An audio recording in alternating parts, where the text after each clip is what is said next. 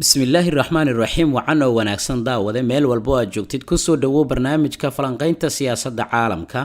waa 27 bisha Febraayo sanadka 2023 qodobada qaybtan aan kugula wadaagi doono waxaa ka mid ah macluumaadkii ugu dambeeyay diyaaradaha dagaalka ee la doonayay in lagu weeraro magaalada Kiev oo dhulka la soo dhigay ciidamada dawladda Ruushka oo waqooyiga magaalada Bakhmut ka dagaalamaya dekedda magaaladaasi oo la weeraray Ruushka oo guul ka sheegtay diyaaradaha ay sheegeen inay dhulka ay soo dhigeen diyaaradda Soomaaliya la sheegay inay ku burburtay macluumaad sirdoon oo ku saabsan Shiinaha iyo goorta uu doonayo inuu weeraro jasiiradda Taiwan xiisadda adag ee ka taagan gudaha dhulka Falastiiniyiinta iyo qodobo kale ayaan qaybtan kugula wadaagi doonaa daqiiqadaha soo socda insha Allah soo dhawaada mar kale kadib aragtidaada qodobka ku soo jiitay lana wadaag saaxiibadaada aad baad u mahadsan tahay ha hilmaamin inaad like saarto muuqaalka mahadsanid mar kale dagaal aad u qaraara ayaa waxaa la sheegay inuu ka dhacayo duleedka magaalada Bakhmut ee dalkaasi Ukraine ciidanka militariga ee dawladda Ukraine ayaa dhinaca kale waxay sheegayaan inay soo rideen diyaarado dagaal oo la doonayo in lagu weeraro magaalada Kiev ee caasimadda dalka Ukraine tani waxay timid kadib markii ciidamada dawladda Ruushka ay fariisimo kale oo ku yaala waqooyiga magaalada Bakhmut weerar cad ay ku qaadeen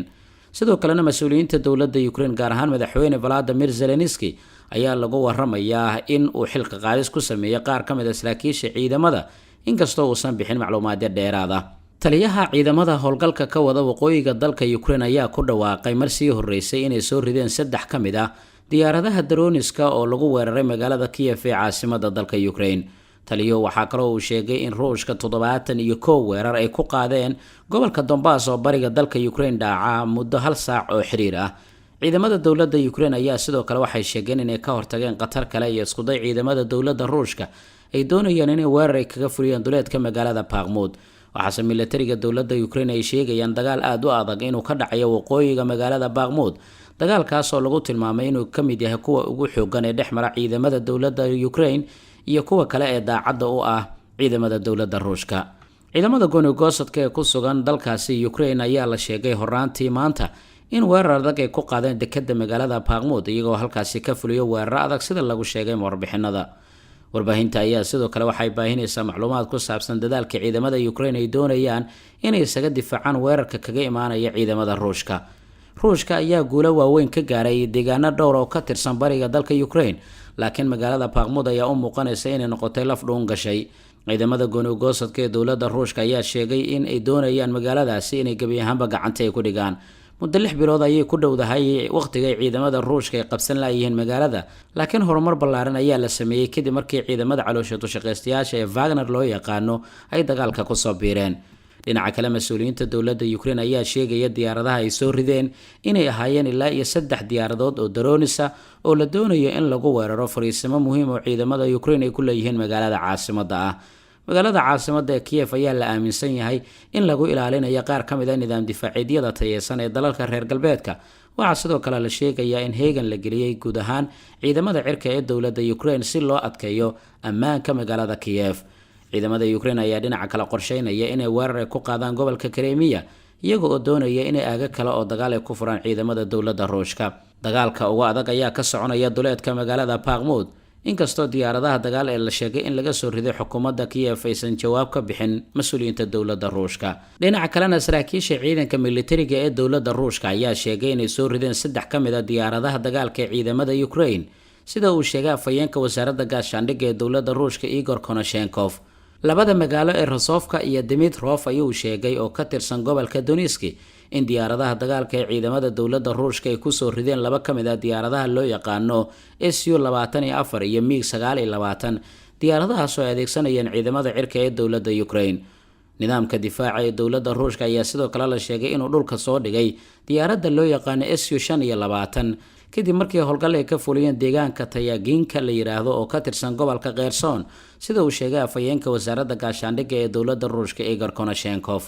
Konashenkov ayaa 24 saac la soo dhaafay waxa uu sheegay in sidoo kale ay burburiyeen 3 ka mid ah gantaalada plastiga ah iyo 8 ka mid ah diyaaradaha droniska ee ciidamada dawladda Ukraine kuwaas oo la doonayo in lagu waxyeeleeyo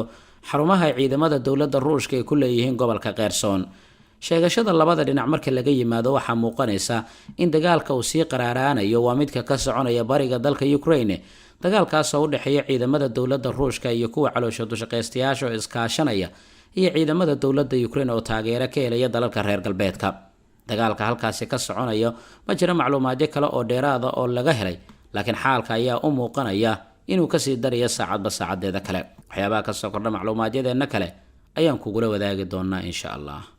dhinaca kalena howlgalka midowga Afrika ee ka soconaya gudaha dalka Soomaaliya ayaa xaqiijiyay in 3 ruux ay geeriyoodeen, 3 kalena ay dhaawacmeen kadib markii diyaarad helicopter ah oo ay lahaayeen ciidamada howlgalka u jooga gudaha dalka Soomaaliya ay burburtay maalintii shalay sida lagu sheegay warbixinta. Diyaaradan ayaa ku burburtay gobolka Shabeellaha Hoose. Howlgalka qaramada midoobay ee dalka Soomaaliya ayaa sheegay diyaaradan inay saarnaayeen 11 ruux oo ay ku jiraan askar Soomaaliyeed kuwaas oo la sheegay inay ka qayb galayeen sida la sheegay dowladda military oo lagu soo daadguraya dadka dhaawacyada kala duwan ay ka soo gaareen dagaalada soconaya. Diyaaradan ayaa markii ay burburayso waxaa la sheegay inay la socdeen askar Soomaali ah. War-saxaafadeedka macluumaad kale oo dheeraad ah laguma bixin, lagumana sheegin halka diyaaradan sida rasmiga ah ay ugu burburtay. howlgalka qaramada midoobay ee taageeraysa ka soconaya gudaha dalka Soomaaliya ayaa sanado badan jirsaday, laakiin magaca ayaa loo bedelay markan. barnaamijka falanqaynta ayaad weli daawanaysaa. Markaan aynu eegno dowladda Mareykanka weli waxay sii wadaa walaaca xooggan oo ay ka muujinayso dowladda Shiinaha iyo qorshaha ay damacsan tahay 2027. agaasimaha hay-adda sirdoonka ee dowladda Mareykanka William Panis ayaa sheegay wadankiisa inuu hayo macluumaad sirdoon oo ku saabsan in madaxweynaha dowladda Shiinaha Xi Jinping uu qorsheynayo in howlgal military uu ku qabsado guud ahaan jasiiradda Taiwan sanadka 2027 sida uu ku sheegay warbixinta.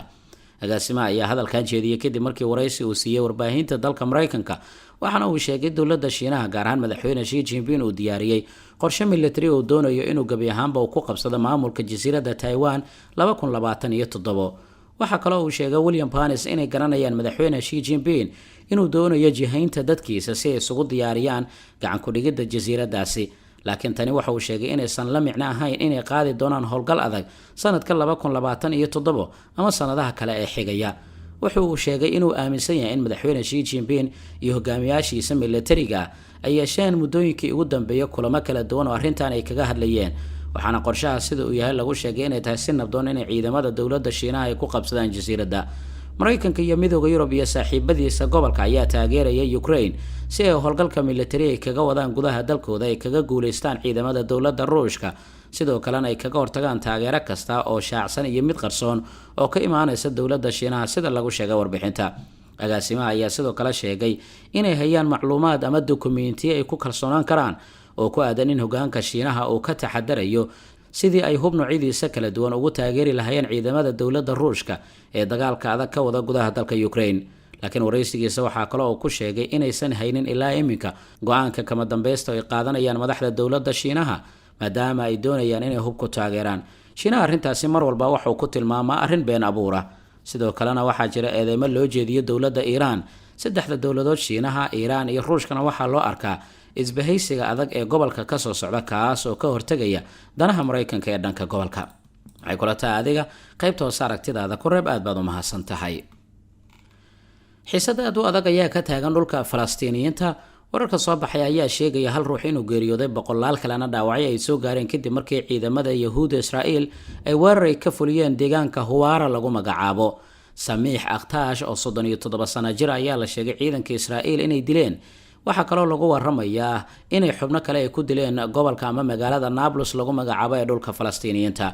hay-adda bisha cas ee Falastiiniyiinta ayaa waxay ku dhawaaqday in ciidamada xoogga ku haysta dhulkaasi ay isku dayeen inay ka hortagaan koox dhanka caafimaadka oo doonaya inay galaan deegaanka ama magaalada Huwaara, iyagoo markii dambe la sheegay inay weerareen mid ka mid ah gaadiidka gurmadka degdega ah oo doonayay inay halkaasi dhaawacyada ka soo daabulaan. warbaahinta Al-Mayadin oo Iiraan laga leeyahay ayaa baahinaysa xogta ku saabsan in magaaladan qatar weyn ay ku jirto maadaama weerar kala duwan lagu qaadayo dadka rayidka ah ee degan magaalada, sidoo kalena dadka isu gurmanaya ayaa la sheegay in la kala dhantaalayo. Israa'iil ayaa xiisad adag ay kala dhaxaysa shacabka Falastiiniyiinta. dhinaca kalena waxaa jira kulan u dhaxeeya Israa'iiliyiinta iyo Falastiin, kulankaas oo ka dhacaya gudaha dalka Jordan. mas-uuliyiin ka socota Mareykanka iyo dowladda Masar ayaa kulanka Jordan goobjoog ka ah. waxyaabaha ka soo kordha xogaheena kale ayaan ku ogaan doonaa insha Allah. dowladda Kenya waxay doonaysaa in dalalka reer galbeedka cadaadis ay saaraan hogaamiyaha mucaaradka Raila Odinga oo ay ka mamnuucaan safarada wadamadooda, sida ay tabinayaan qaar ka mid ah warbaahinta Kenya. maamulka Ruto ayaa ku eedeeyay Raila Odinga inuu ku howlan yahay falal dhibaato ku ah dalka Kenya isla markaana loo baahan yahay in la xakameeyo. Raila ayaa ku baaqay dibadbaxyo ballaaran oo ka dhana dowladda uu hogaaminayo William Ruto taas oo arko mid sharci darro kula wareegtay xukunka. dowladda Kenya ayaa lagu eedeeyay inay qaaday tallaabooyin lagu sumcadilayo hogaamiyaha mucaaradka oo mar aha ra'iisul wasaaraha dalka Kenya. Toddobaadkii hore Raila Odinga ayaa waxaa laga qaaday xilka wakiilka horumarinta kaabayaasha ee Midowga Afrika uu ka hayay tan iyo Oktoobar 2018. qaar ka mid ah taageerayaasha ayaa waxay u arkaan tallaabadaasi mid uu ku lug lahaa madaxweyne William Ruto oo Raila Odinga si adag ay ugu loolamayeen doorashadii dhacday Agoosto 2022. qaar ka mid ah xildhibaanada xisbiga talada haya ayaa wargeyska Daily Nation u sheegay in dowladda Kenya ay damacsan tahay tallaabooyin dheeraad ah oo cadaadis lagu saarayo Odinga. madaxweyne Ruto ayaa ilaa haatan wuxuu qaaday tallaabooyin uu ku cadaadinayo hogaamiyaha mucaaradka waxaana ka mid ah inuu soo dhaweystay siyaasiyiinta taabacsan iyo inuu xilal muhiim ah u magacaabayo dadka dhaliilsan Raila Odinga ee ka soo jeeda gobolada uu taageerada ka haysto. qaybta hoos aragtidaada ku reeb aad baad u mahadsantahay. falanqayntii qaybta waa naginta falanqaynta